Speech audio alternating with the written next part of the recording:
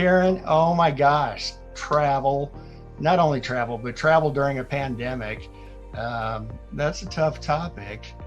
And I guess we're probably all just hoping that you brought your magic wand with you, or the like. You know, travel impacts each and every one of us, regardless of what your role is, and whether it's relocation or day-to-day business travel makes no difference, or the myriad of different reasons that companies travel. It impacts us all. And I know just based on your leadership role there at HNTB with travel, and your current role as president of the Kansas City chapter of GBTA, which is the Global Business Travel Association. You know, I was really just reaching out to you, see what you're seeing out there, and I'm going to give you 100%, creative control on which way you want to take it, whether you want to talk about things at HNTB or you want to talk about what you're seeing in the industry. I'm going to kind of just leave that up to you. So, Karen, take it away. Okay, I certainly will. Alex, thank you so much for including me on this. This is a fantastic opportunity just to be with some colleagues and have a good time while doing it. So thank you for this. Unfortunately, I did not bring my wand. It is in the shop and I'm not getting it back until 2021. So I did bring the next best thing, which is this. And it's so that I can sweep 2020 right out the door. So it's good. It's the next best thing. Okay. So, good afternoon, everybody. It's wonderful being here and being in Chiefs Kingdom. If you couldn't tell, we kind of like the Chiefs around here. I would love to be saying I'm holding a cold beverage that's of the adult variety, but you have to hug me because I gave blood today. So if you have a chance, please donate blood.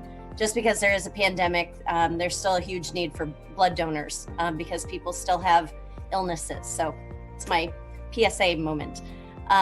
Travel is a interesting word this right now, and for a company that has over $10 million in spend just in the three segments of air, hotel, and car, it's one of those that's obviously near and dear to my heart and a lot of others.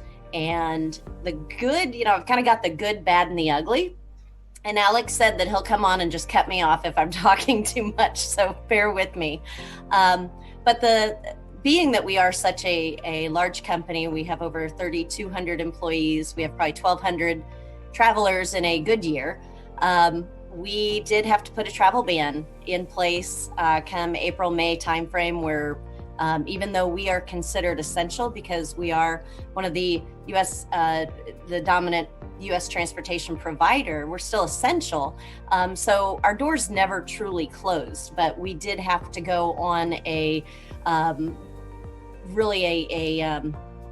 very, what's the word I'm looking for? I'm totally just drawing a blank here. But basically it was very limited. It was a very limited amount of travel that was being done. At one point, I did see numbers that went to 100% down, right? So you can't get any further down than nobody's traveling. As of July 16th, we did open up that travel ban and said, this is essential travel only. It is client driven, meaning if our clients want to see us, we are going to go to them. But because our clients are mostly DOTs and a lot of federal places, they're not really wanting to see anybody right now. So it's been challenging. But again, there's no conferences, there's no internal office to office meetings that are happening. We're really pushing those off until 2021. We have one here in Kansas City that's also very near and dear to my heart, the HNTB National Toll Academy that comes in every June. We expect them, and 2020 June we had to push to November. Then we pushed, because we obviously thought, oh, this is going to be done before fall. And when it didn't happen, we have now pushed it out till March, thinking, okay, now it's going to be done. It's really going to be done. And we met just last week and said, we're still not confident enough in getting our travelers where they need to be and meeting in large groups. So we've now pushed it out back to June of 2021. Fingers crossed, it's going to happen. So that does bring me into kind of the traveler confidence that we are lacking right now as a industry. and it's us that are going to make this difference. And I say that because I have to travel. When I do travel, I want to feel comfortable and confident in my surroundings. By doing that, it could be as simple as taking that first plane out during the day. Yes, it's painful. There's reasons that they call it the early birds, right? And if you're not an early bird like me, it's a little painful. But I can guarantee you that the plane has been sanitized. It's sat overnight. It's, probably the cleanest you are ever going to see it.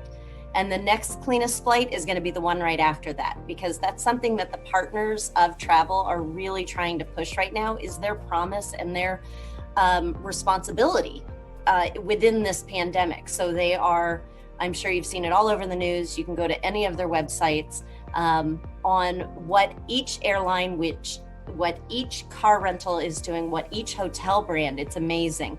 So I really have to give props to all of those that are on the supplier side, because they're really trying hard to keep everyone safe and comfortable at the same time. Now, that does not mean that I do not travel with hand sanitizer, extra masks, possibly some gloves if I have to run a subway or anything like that.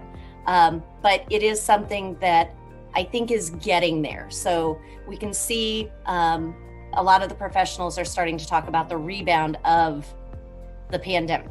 Post-COVID is a buzzword that I'm hearing. We're hoping that that is the case. Again, I tell everybody, wash your hands. Just wash your damn hands. That's like the number one. It's pretty simple, but you'd be surprised, even in today's society, how many people I see that just don't. So that's, if I could wear a t-shirt, if somebody wants to make me a t-shirt, I'll wear it.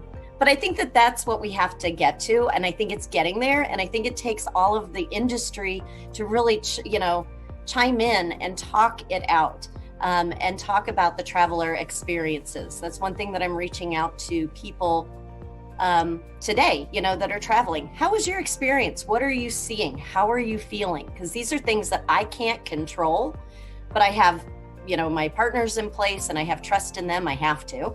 And then I'm getting feedback from the people that are literally boots on the ground and are traveling. And they are very impressed with how the different brands are working, keeping everybody safe, putting seals on their doors, things like that. As it relates to, and I'll make this really quick because I feel like Alex is probably going to come on here at any minute and give me the gong.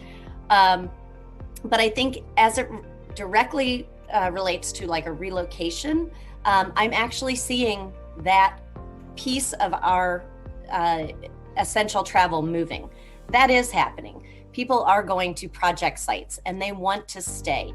And sometimes it might be easier in the long run to get, a unit that's going to be there for quite a while versus a hotel that's going to have people, the revolving door, if you will. So I do have good hope, great optimism for the travel industry. We might be down, but we're not out. And it's not just travel managers, travel buyers, it's all of us. And so I think that in conclusion, besides, wash your hands, go Chiefs, just being positive and talking to people about their experiences and then share those experiences. The more that I think people hear others traveling, leisure is the best, it's also the best thing for the soul, but it's going to drive our corporate business right afterwards.